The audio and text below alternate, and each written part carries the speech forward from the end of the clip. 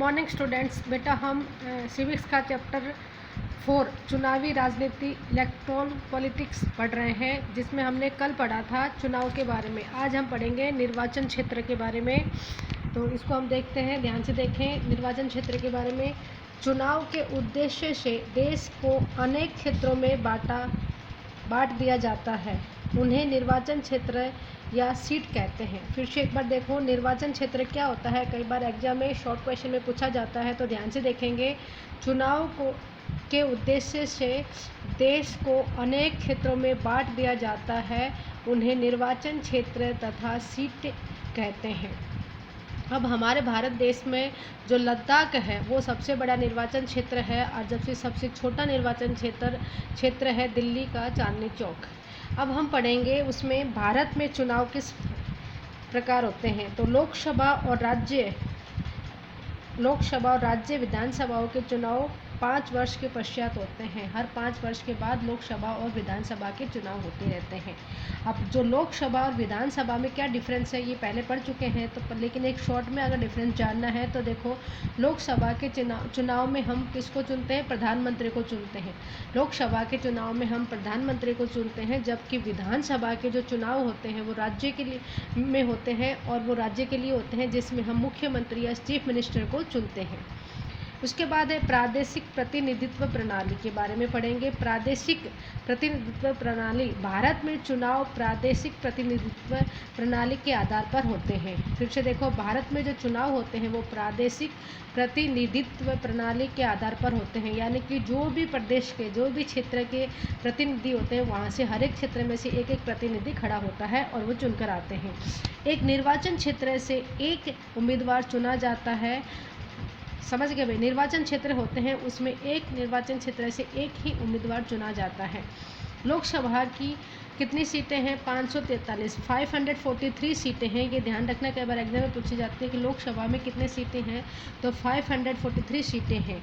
सारे देश को कितने क्षेत्रों में बांट दिया गया है? 543 543 निर्वाचन क्षेत्र में बांटा जाता है। एक सदस्य निर्वाचन क्षेत्र प्रणाली अपनाई गई है, यानी कि एक निर्वाचन क्षेत्र से एक ही सदस्य जीत कर आएगा। तो कितने लोकसभा में कितनी सीटें हैं? 543 सीटें हैं, जिसको ऐसे भी कह सकते हैं निर्वाचन क्षेत्र कितने हैं, तो 543 निर्वाचन क्षेत्र में बांटा गया है हमारे देश को।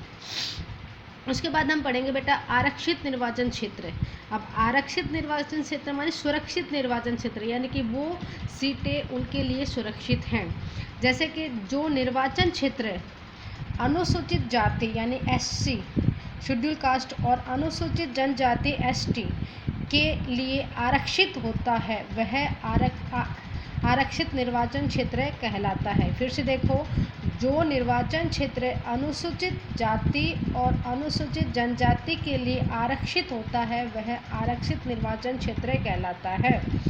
आरक्षित निर्वाचन क्षेत्र पर सिर्फ अनुसूचित जाति या अनुसूचित जनजाति का व्यक्ति ही चुनाव लड़ सकता है, बाकी कोई भी व्यक्ति उस पर चुनाव नहीं लड़ सकते हैं। जैसे कि आप अब देखोगे कि जैसे हमारे गांव में सरपंच के चुनाव होने वाले हैं, तो इसके अंदर हर 5 साल में जैसे महिलाओं की, कई गाँव में महिलाओं की सीट है, कईयों में SC अनुसूचित जाति की सीट है, तो इस तरह से वो आरक्षित कर दी गई है। तो उसमें से अगर महिलाओं की सीट है तो उसमें सारी महिला ही उम्मीदवार खड़ी होती हैं। यदि अनुसूचित जाति की सीट है तो वहाँ से अनुसूचित जाति के सदस्य ही खड़े होंगे, बाकी कोई भी खड़ा नहीं हो सकता है। इस तरह से आरक्षित कर दी जाती है, उसको हम कहते हैं आरक्षित निर्वाचन क्षेत्र कहते हैं।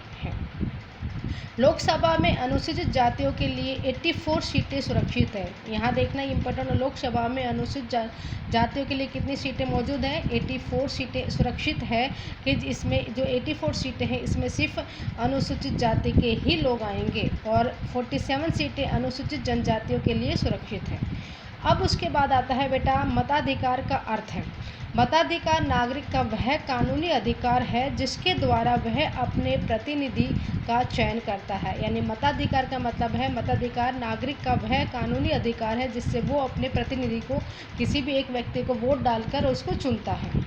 मताधिकार का महत्व है। मताधिकार द्वारा नागरिकों को प्रशासन तथा राजनीति में भाग लेने का अवसर प्रदान करता है। जो मताधिकार का महत्व क्यों है, सभी को वोट डालने का अधिकार क्यों दिया है, क्योंकि इसका मतलब ये है कि वो जो लोकतंत्र होते हैं तो जब चुनाव आते हैं तो सबका मतलब ये है कि मताधिकार द्वारा नागरिकों को प्रशासन तथा राजनीति में भाग लेने का अवसर प्राप्त होता है कि वो कह सकें भाई हाँ, इस सरकार को बनाने में हमारा भी हाथ, हमने भी अपना योगदान दिया है। वयस्क मताधिकार 18 वर्ष के नागरिक को मताधिकार प्राप्त है। पागलों और अपराधियों को मताधिकार से वंचित किया गया है। अब जैसे भारत में हर व्यक्ति जिसकी आयु कितनी हो जाती है, 18 वर्ष से अधिक हो, वह मतदान के योग्य है। उसको हम क्या कहते हैं, वयस्क मताधिकार कहते हैं। मतदाता सूची वोटर लिस्ट किसे कहते हैं बेटा, यहाँ देखो, मतदान के योग्यता रखने वाले लोगों की सूची मतदाता सूची कहते हैं। यानी कि जब भी चुनाव होते हैं तो जो चुनाव आयोग होता है वो क्या करते हैं, हर एक गाँव में, हर एक शहरों में जो ब्लॉक वाइज होते हैं वहाँ पर कितने व्यक्ति वोट डालने वाले, उनकी लिस्ट पहले ही पहुँचा दी जाती है। तो ये इसको क्या कहते हैं, वोटर लिस्ट कहते हैं। मतदान की योग्यता रखने वाले लोगों की सूची मतदाता सूची कहते हैं। चुनाव लड़ने का अधिकार किसको है, प्रत्येक नागरिक जिसकी आयु 25 वर्ष हो चुकी है लोकसभा तथा विधानसभाओं में चुनाव लड़ सकता है। यानी कि अपने चुनाव लड़ने का अधिकार सिर्फ जो पार्टी बन चुकी है उसके सदस्य नहीं, कोई भी व्यक्ति जिसकी उम्र कितनी होगी है, 25 वर्ष हो चुकी है, वो लोकसभा तथा विधानसभा के चुनाव लड़ सकता है। नेक्स्ट वीडियो में हम चुनाव आयोग के बारे में पढ़ेंगे। थैंक